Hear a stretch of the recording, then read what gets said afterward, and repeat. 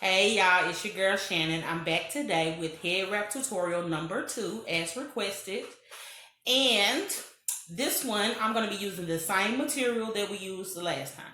Now, I'm going to do my explaining. I will explain in depth how to do this wrap. If you do not want to hear me verbally explain, please turn down your volume. Some people do, some people don't. Whatever your preference is, it's up to you.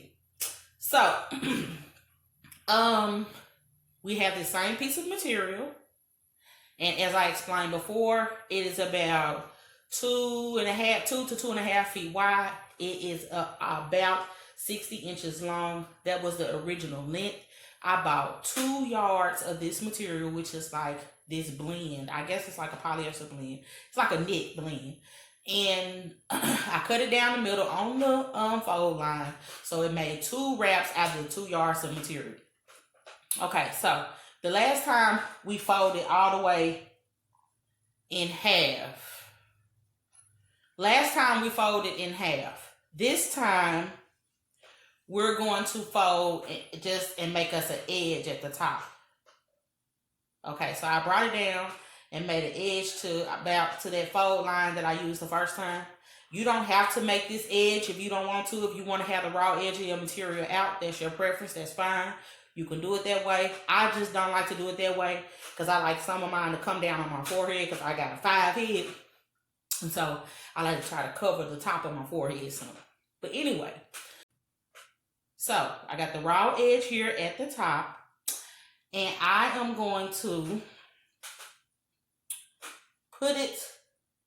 lay this raw edge, the folded edge. Like I said, you can have the raw edge or the folded edge. But I'm going to lay it against my forehead.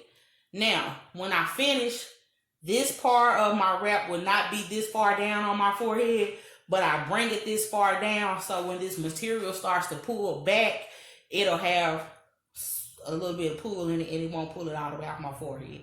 But you can wear it all the way off your forehead. It's up to you how you do it. So, we're going to take this and we're going to pull it back and you can gather it like you're going to make a ponytail. If y'all can see that. I just got it gathered in my hand like I'm going to make a ponytail.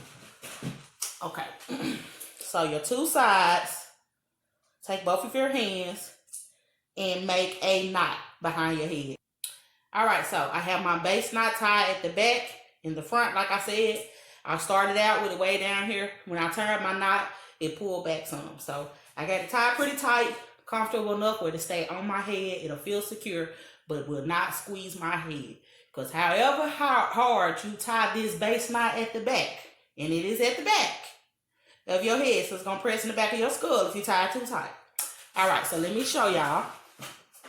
I have a base knot at the back with these 2 ends. So as we did before, like I said, we have this base knot back here. I have my 2 ends. So what I'm going to do, just like I did in the front last time, I'm going to twist this very lightly around each other. Now, like I said, once again, you can twist it tightly if you want to. If you can use less material, if you want a smaller wrap and all of that. But I got a big head. I like a bigger wrap. It's just my preference. So I'm going to twist it lightly. Once I get it twisted down, just like we did last time, I just twisted the material around each other. Make sure you got any raw edges covered, anything like that. So it has the base knot at the back. Hold your base knot at the back and bring this around across the front of your head.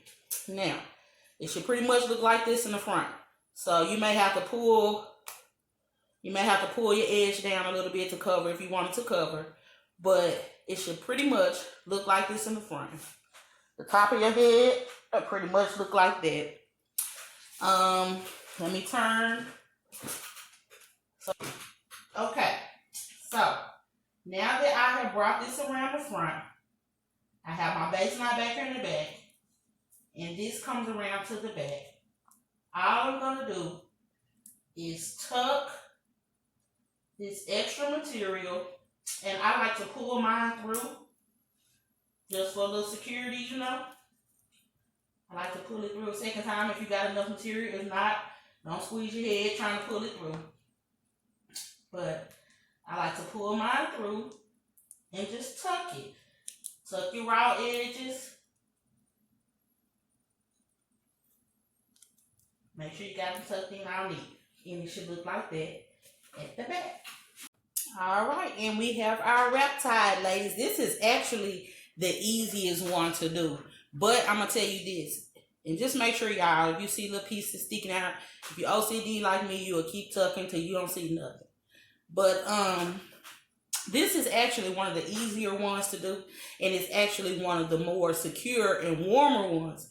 But if you're using like authentic kente cloth or other stiffer materials, it does not work as well.